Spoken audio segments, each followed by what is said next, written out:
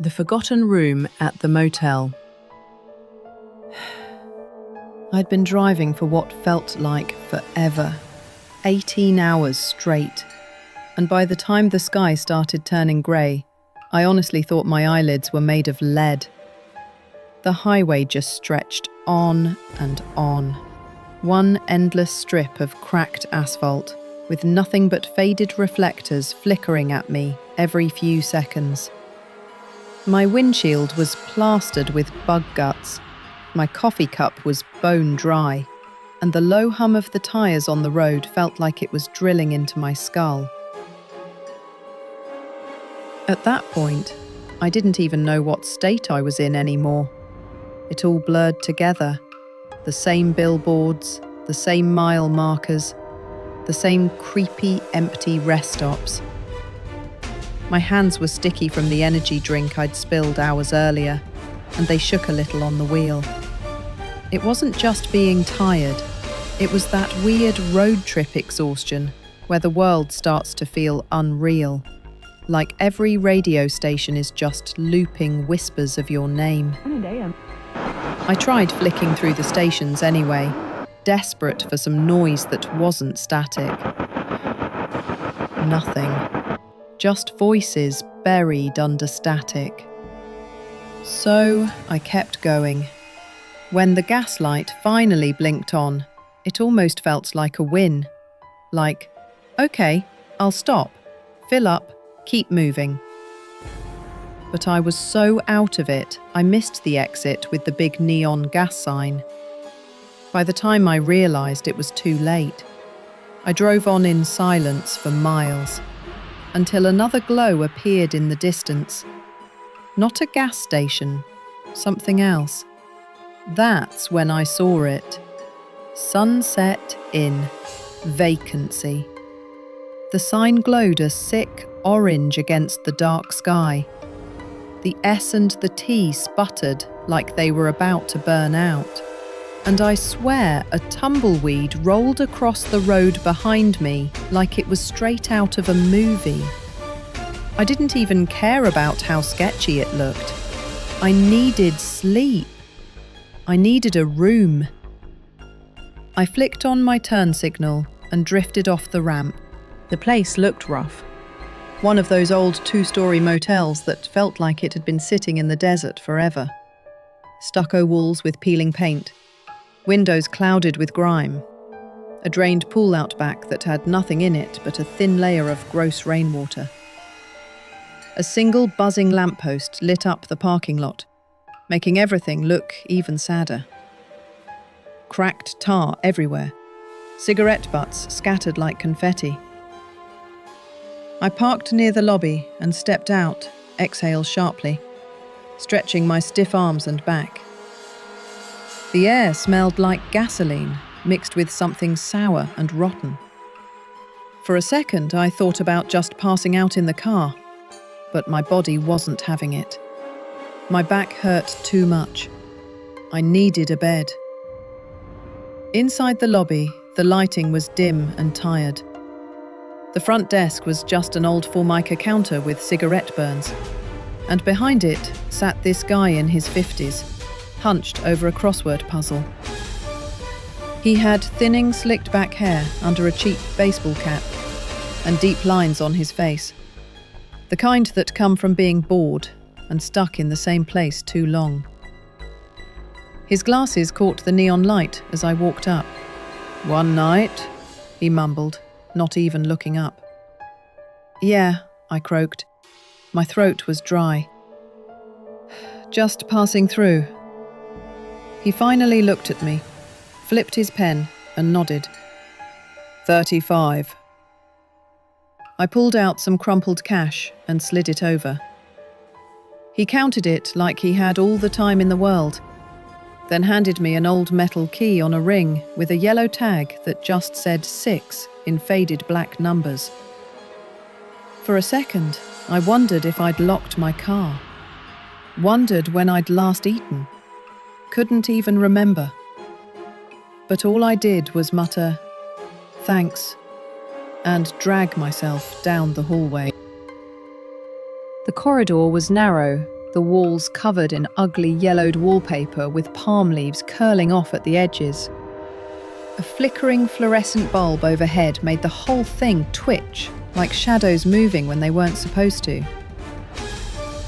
The carpet was stained in random patches, and every step kicked up the smell of years of smoke and spilled drinks.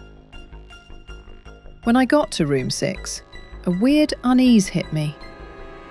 The door was plain. Chipped white paint, scratches here and there. But something about it felt wrong.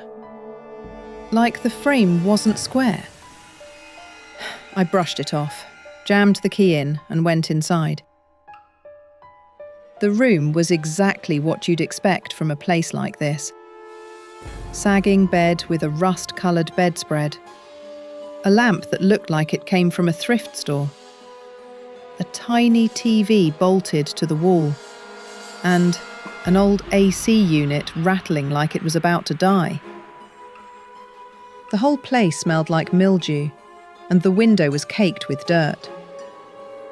I dropped my bag by the door, kicked off my shoes, and collapsed on the bed, without even bothering to change. The last thing I remember before passing out was the stale air in my lungs and the silence pressing in, heavier than the dark itself. When I woke up, my phone screen glowed. 3:11 a.m. My heart was racing like I'd been jolted awake mid-nightmare. The room was pitch black, except for the faint light from the phone on the nightstand. 1 bar of signal, 2 bars of battery. Something felt wrong. The air was way too cold, but not in a normal AC's working too hard kind of way. It was heavy. Alive, almost. I sat there, frozen, waiting. Then I heard it. Knock, knock, knock. 3 slow hits against the wall right beside me. Not the door, the wall. I held my breath. The sound rattled through the plaster like someone was inside it. I told myself it was just pipes, or maybe a rat. But then it came again. Slower this time. Knock. Knock. I squinted at the wallpaper, and for a second I swore the palm leaf pattern was shifting, like it was alive. My legs felt shaky, but I forced myself up and leaned closer. The paper was peeling in spots, and I pressed my ear to the wall.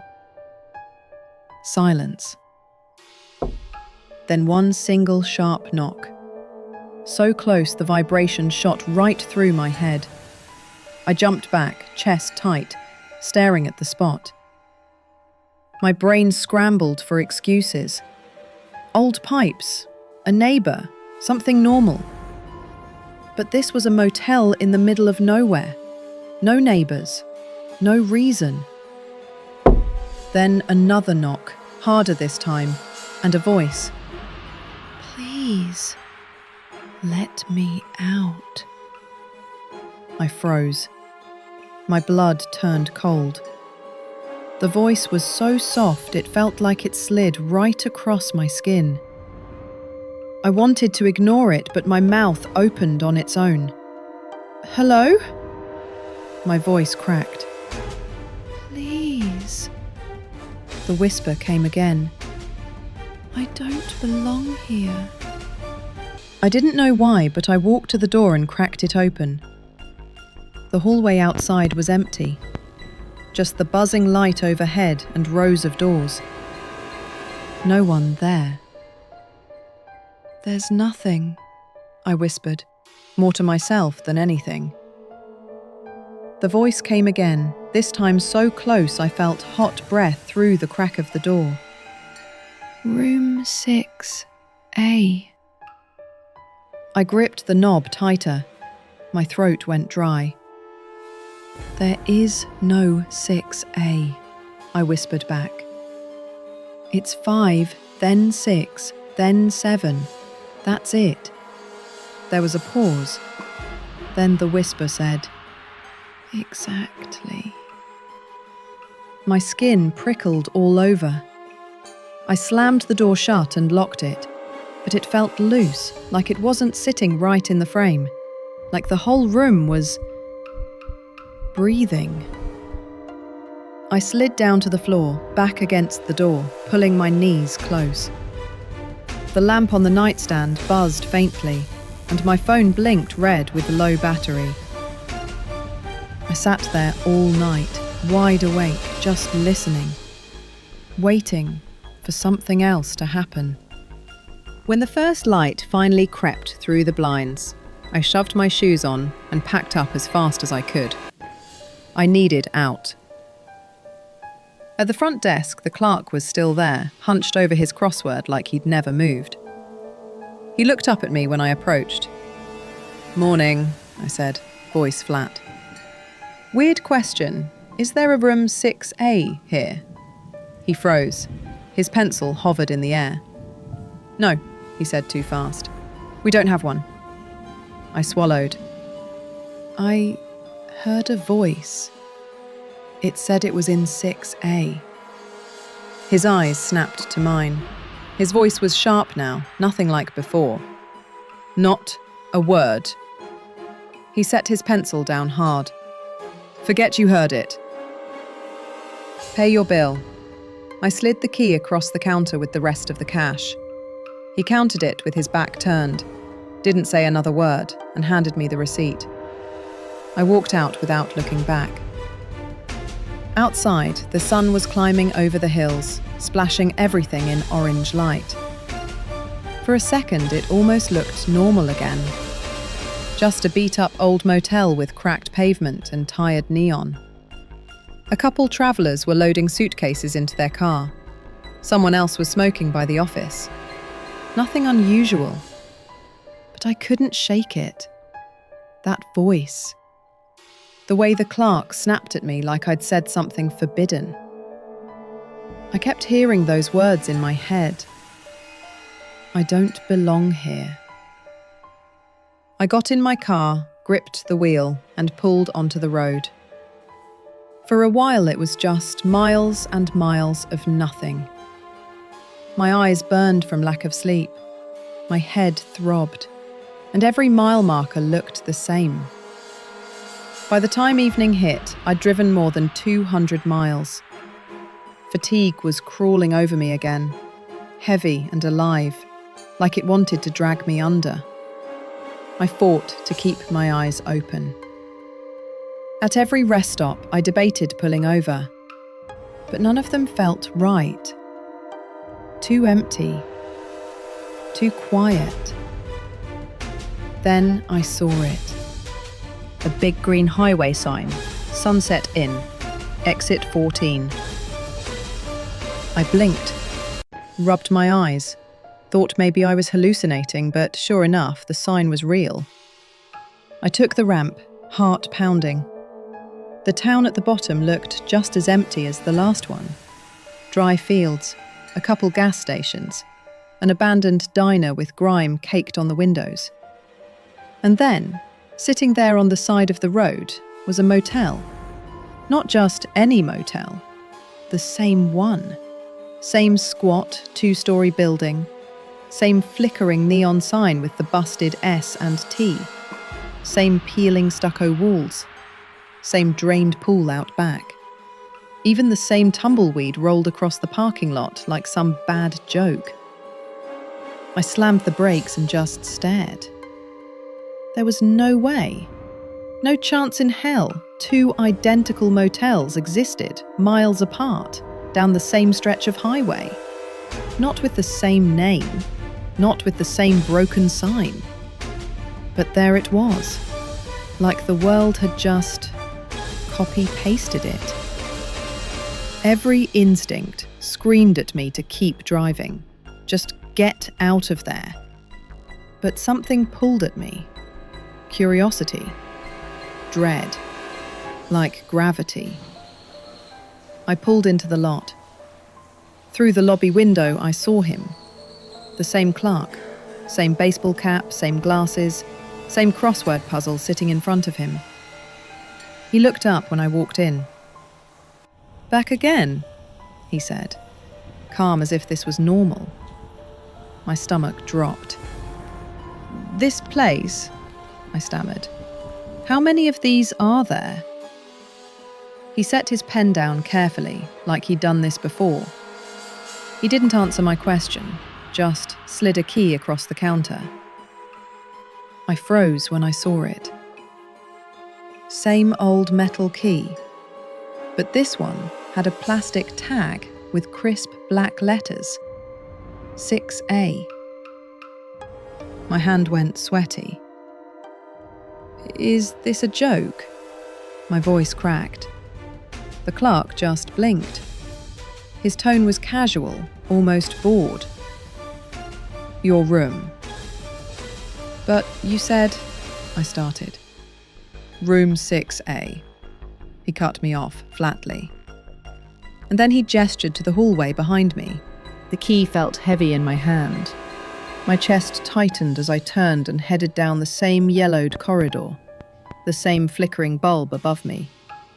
But this time, the air was heavier, the silence thicker.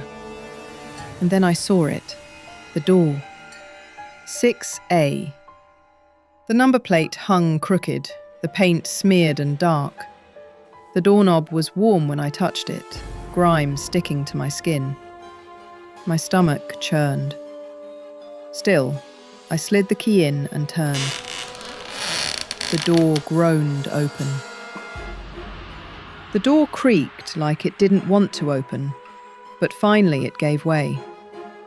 Inside, the room looked almost exactly like the one I'd already stayed in. Same stained carpet. Same ugly paisley bedspread in rusty colours. Same rattling AC unit in the window. Even the lamp on the nightstand gave off the same sick, flickering glow. It was like stepping back into the same night. Only this room felt different, heavier. The smell hit me immediately. Damp earth mixed with mildew, sour enough to sting my nose. My chest tightened as I shut the door behind me. I set my bag down and tried turning on the TV. Static. No channels, no sound, just grey fuzz. The phone on the nightstand was dead too. Picked it up, put it to my ear. Nothing. No dial tone. I caught my reflection in the TV screen. I looked pale, hollow-eyed, like I hadn't slept in weeks. I walked around slowly, inspecting everything. Like maybe I'd find something to prove I wasn't losing my mind. The headboard had scratches gouged into it. The mattress was stained in ugly patches that looked like they'd been there forever. The closet door was cracked open, though I hadn't touched it. The wallpaper peeled in spots, showing grey plaster underneath. And then my eyes landed on the far corner, near the bathroom. Carved into the wall, deep and desperate, were words. Over and over. Let me out. Let me out. Let me out. The scratches overlapped, layer on layer, like dozens of people had written it before me. Some letters looked old and faded, but others were fresh, sharp-edged, little flakes of plaster still clinging to them. My stomach turned. My breath caught in my throat. Then, thud. Something slammed behind me. I spun around, heart racing. The door had shut on its own. The latch clicked. I rushed to it, yanked the knob, pulled with both hands. Nothing. Stuck. My hand came away grimy, covered in old paint and dirt. The lamp flickered once, then died. The TV screen popped and went black. The overhead light buzzed for a second, then sputtered out completely. Darkness swallowed the room. Heavy, suffocating darkness. My chest pounded. I fumbled for my phone, but it slipped from my hand and clattered under the bed. My ears rang with silence. And then, knock, knock, knock. This time it came from inside the room. The far wall, right behind the carved words. I staggered back until I hit the dresser. My pulse thundered in my ears. Then, a voice. Low, almost like it was brushing against my skin. Please. The word dragged out, heavy with desperation. I froze, couldn't move, couldn't breathe. The whisper pressed closer, almost right beside me now. I've been waiting for someone like you. I forced myself to move, inch by inch, until my hand brushed along the base of the wall. My fingertips slid over a seam I hadn't noticed before, lower than the baseboard. There was a faint draft coming from it. I followed the outline with my hand and realized it was a door, hidden behind the wallpaper, a small rectangular panel, like it wasn't meant to be found. My breath came in shallow bursts. My palm pressed against the wood. It was damp, cold, wrong. The whisper urged me on, soft, steady, almost coaxing. Against every instinct, I dug my fingers into the moulding and twisted. Click. The panel swung open. Behind it was a door I swear hadn't been there before. Warped wood, a corroded black knob, streaked with something dark and sticky. The smell hit me first. Rotten, wet decay, thick enough to make me gag. Ugh. Then, through the crack, a hand slid out. Long, pale fingers, too long, bending in ways fingers aren't supposed to bend. Nails split, blackened, curling like claws. It beckoned me, each joint folding one by one in a slow, deliberate motion. My mouth went dry. My legs shook so hard I thought they'd give out. I wanted to scream, but nothing came out. All I could do was stand there, frozen, while the door groaned wider. Behind it was nothing. Not a hallway, not another room. Just pure black. A void so dark it felt like it was eating the air. And pressed up against that void, dozens of faces. They weren't floating, they weren't alive, they were stuck, like glass was holding them in. Pale, distorted, flattened against the darkness. Mouths stretched wide in silent screams, eyes bulging, desperate. Some looked young, some old. Some had their mouths twisted in terror, others in strange, frozen grins. Every single one of them stared right at me. I stumbled backward, heart slamming against my ribs. The silence in that blackness wasn't empty. It was alive, pulling me toward it. Then the voice came again, louder this time, everywhere at once.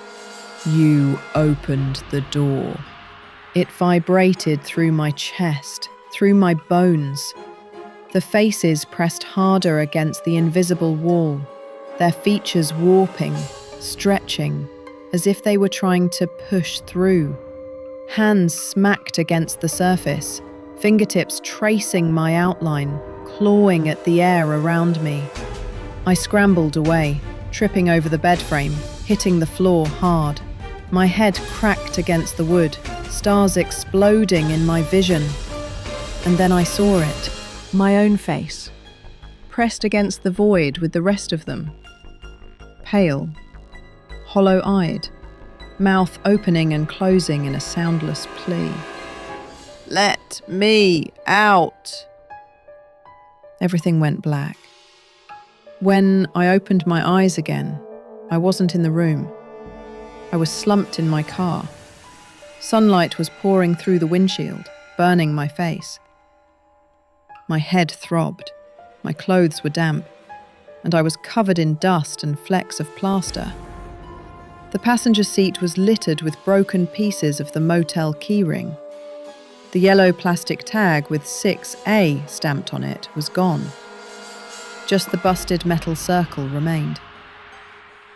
Through the cracked rearview mirror, I saw the sign flickering in the distance.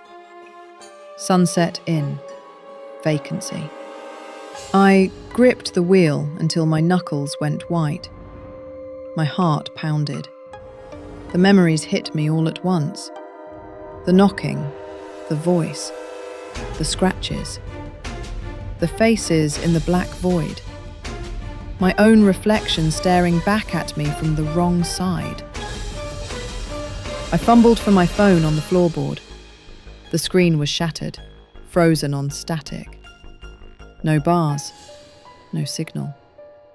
I slammed my palm on the horn and held it until the blaring filled the air. It didn't help. The sound felt small, swallowed up by everything I'd just seen. I started the engine and tore out of the lot, tires screeching against the pavement. I didn't look back. I don't even know how far I drove. The road blurred into endless miles again. Gas stations, fields, towns. All of it felt fake. Like I was still trapped somewhere I couldn't escape. But no matter how far I go, I can't get rid of it. The voice, the knocking, the whispers that crawl in whenever I'm alone. Sometimes I catch myself talking to empty corners of whatever room I'm in, begging the air, begging whoever's listening. Please, not me.